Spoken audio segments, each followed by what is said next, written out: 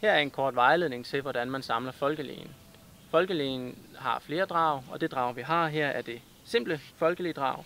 Det udmærker sig ved at være rigtig prisfornuftigt, og der er ikke rigtig nogen indstillinger på, så der er en størrelse, der kan bruges af alle. Til draget, der følger en le-ring. Den ser sådan her ud. Og der følger en nøgle til at justere det med. For at sætte le-bladet på, er det nemmest, at vi vender draget på hovedet.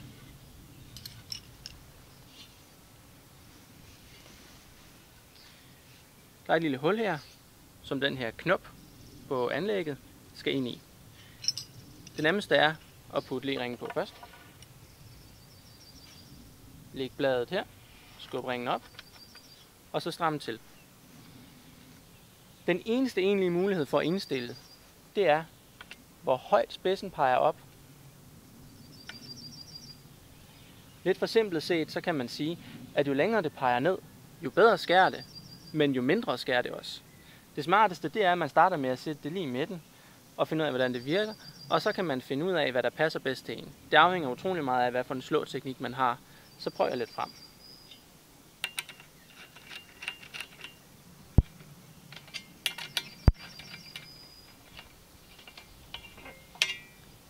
Det er selvfølgelig vigtigt, at man får det så stramt, sådan at bladet ikke kan rykke sig under brug, men omvendt er der også altid en risiko for at presse for hårdt, så man klemmer træet. Der må man prøve sig lidt frem. Det skal sidde sådan pænt til. Og det smarteste er at stramme dem lidt ad gangen, så man får en god fordelt stramning på. Skærpning af bladet her, som er vores folkelige blad, er utrolig simpel. Den foregår med læstrygeren her. Under normal brug, der består en skærpning blot af det her.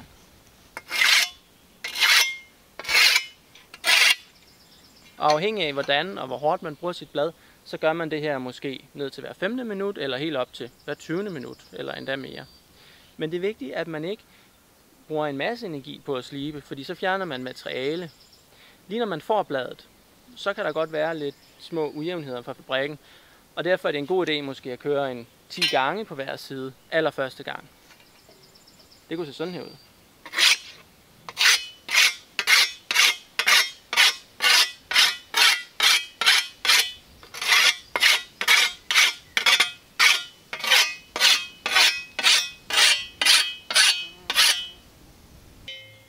Det er vigtigt, for at æggen får den rigtige skæreevne, at bevægelsen ikke bliver henad eller frem og tilbage, men oppefra og nedad. Det er også vigtigt for at undgå at skære sig selv, at man kører nedad, og dermed fjerner hånden mere og mere fra skæret. Det er en god idé at holde midt på bladet, fordi ellers vil bladet give sig for meget, når man kommer med læstrygeren. Så man kan eksempelvis gøre sådan her støtlen mod sin krop, holde fast i bladet, og så køre på den ene side og den anden side. Den ene side og den anden side. Den vinkel, læstrygeren ligger i, er ikke så vigtig. Man kan gøre sådan her, eller midt imellem. Og det samme på den anden side. Det eneste, der er vigtigt, det er, at man rammer selve skæret, og ikke metallet heroppe. En gang til.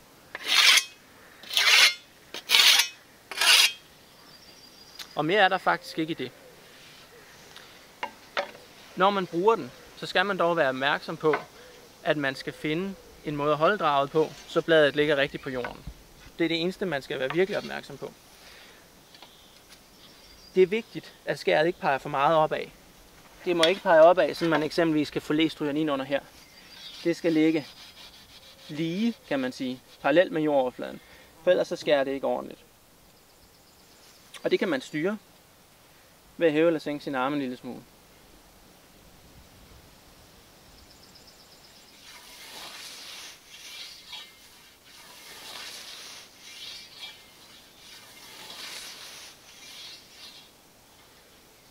Sådan her kan alle slå med le.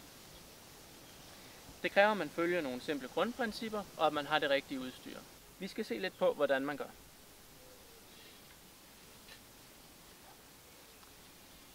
Først og fremmest så skal man have øje på sin le. Øje på sin le, det betyder, at man drejer hovedet med leen. Står man og slår her og kigger lige frem, så mister man fornemmelsen for, hvad der sker, når lægen er ude i den side, eller når lægen er ude i den anden side. Udover at man så ikke er bevidst om, hvad lægen gør, så udgør det en sikkerhedsrisiko for dyr eller småbørn for eksempel. Men det er ekstremt vigtigt at holde øje på sin læge, for ellers så kan man ikke følge de næste trin korrekt. Når man har øje på sin læge, så kan man styre jordkontakten. Så hvor første trin handler om at følge lægen med øjnene hele vejen rundt, så handler andet trin om at sørge for, at lægen har tæt jordkontakt hele tiden. Jordkontakt betyder ikke, at den er i nærheden af jorden. Det betyder, at den er på jorden, og at der faktisk er et lille pres ned i jorden. Vi kan prøve at høre, hvad jordkontakt er, ved at jeg svinger lægen uden egentlig at skære noget. Man kan høre lyden af jorden og lægen, der mødes.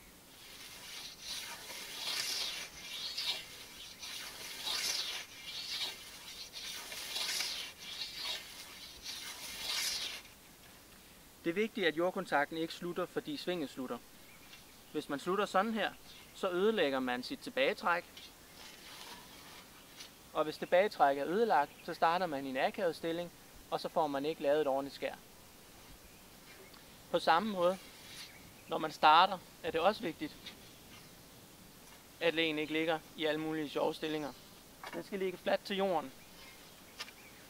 Og det er cirka det stykke her, den første tredjedel af jorden, der skal ligge fladt, af lægebladet, der skal ligge fladt til. Det vil sige, det er ikke ryggen, det er ikke det bagerste af ryggen, og det er ikke det forreste af spidsen, det er cirka midt for, den skal have kontakt. Når man øver den kontakt, så er det en rigtig god idé at stå stille og simpelthen ikke skære noget græs. Bare stå stille og køre i sin cirkel.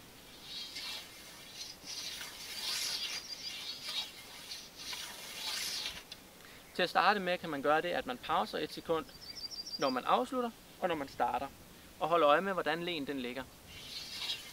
Pause. Sørg for, at den ligger godt fast. Tag sit sving. Sørg for, at den ligger, hvor den skal. Og tag sit tilbagesving. Hvor svinget fremad skal følge den bue, man skærer i, så skal svinget tilbage også gøre det samme. At man kan lave et godt sving fremad, kræver som forudsætning, at man har lavet et godt sving tilbage, så man har cirkelbevægelsen inde i kroppen. Det behøver ikke at foregå ved nogen bestemt hastighed. Jo langsommere man gør til at starte med, jo nemmere er det faktisk.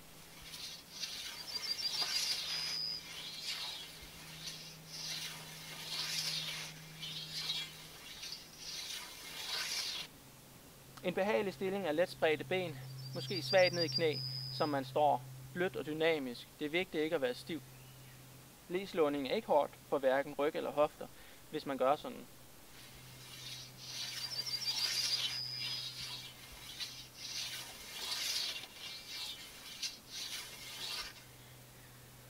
Trin 3 er rigtig vigtig.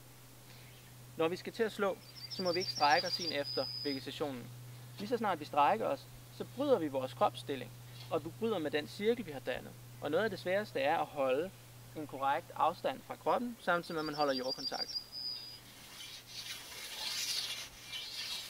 Det vil sige, at vores slåmønster og vores cirkel er konstant, og når vi så vil slå lidt, så går vi i stedet lidt fremad. Man kan øve nogle små trin. Øve sig i at stå og lade som om man tager sådan nogle små trin, selv når man står stille.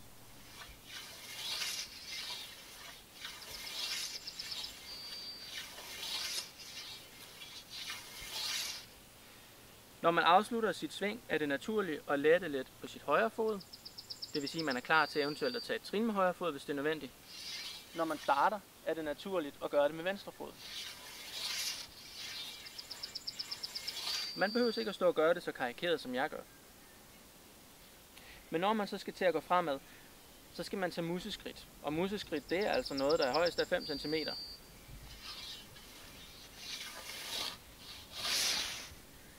Her der tager jeg et lille skridt og presser dermed mig selv ind i vegetationen, uden at strække mig og uden at bryde cirklen.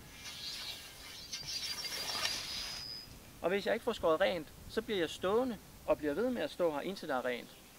Hvis der er uskåret græs, og man går fremad, så skaber man en masse problemer for sig selv og bryder sin teknik.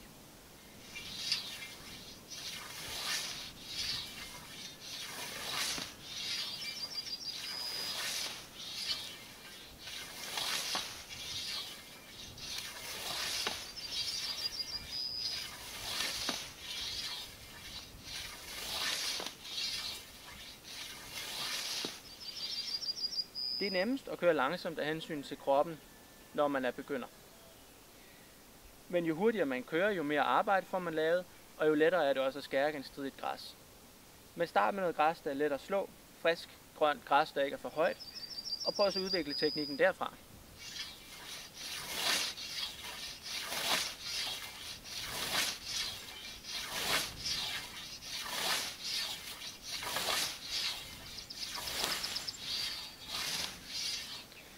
Men først og fremmest skal det være behageligt, det skal være let, og det skal fungere.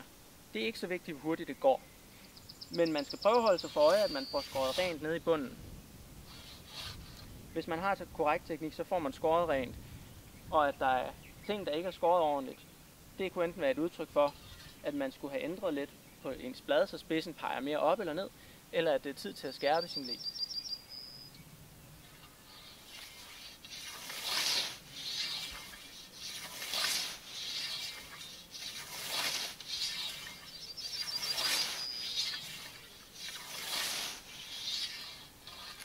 Der er stor forskel på vegetation. Noget kan være meget let at slå, og noget kan være meget genstridigt.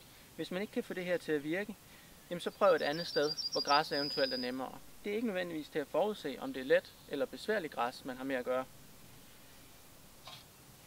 Men grundlæggende kan man sige, at det, der forhindrer folk i at skære, det er manglende jordkontakt. Stort set altid manglende jordkontakt. Og eventuelt, at legebladet skulle have været indstillet lidt mere opad eller nedad.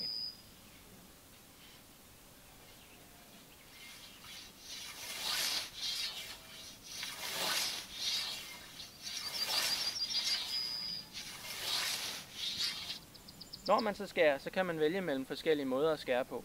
Man kan vælge en meget statisk cirkulær, hvor man står stort set stille og kun drejer om sin egen akse sådan her.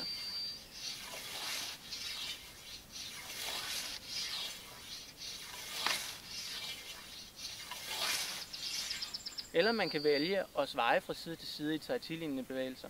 Det kan være lidt svært i starten, men det er en meget behagelig måde at skære på. Det kræver en smule mere plads.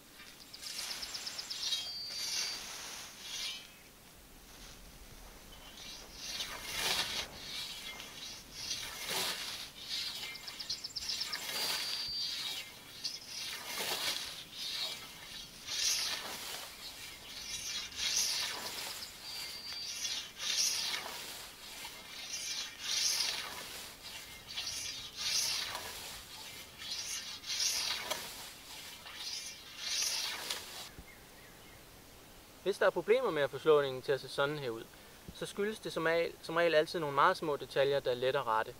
Det man skal være meget opmærksom på, det er for det første jordkontakten, og de største problemer, det er det her med, at spidsen den kommer til at flagre under afslutningen. Stå stille et sted, hvor der ikke er noget græs, og træn bevægelsen, indtil der er helt styr på jordkontakten. Det er det afgørende for at kunne skære. Og hvis det alligevel ikke fungerer, jamen så prøv at ændre spidsen lidt opad eller nedad, og se om det betyder noget. Ellers er der ikke andet at sige, end at det gælder om at øve bevægelsen igen og igen, indtil den er inde i kroppen. Det tager mellem 20 minutter og 2 timer, uanset hvem man er, at få den bevægelse ind. Og hvis man starter med at øve de bevægelser rigtigt ind, så er leslåning en leg. Virker det af en eller anden grund slet ikke, så prøv at skrive til os, så vil vi meget gerne hjælpe med at få det til at fungere.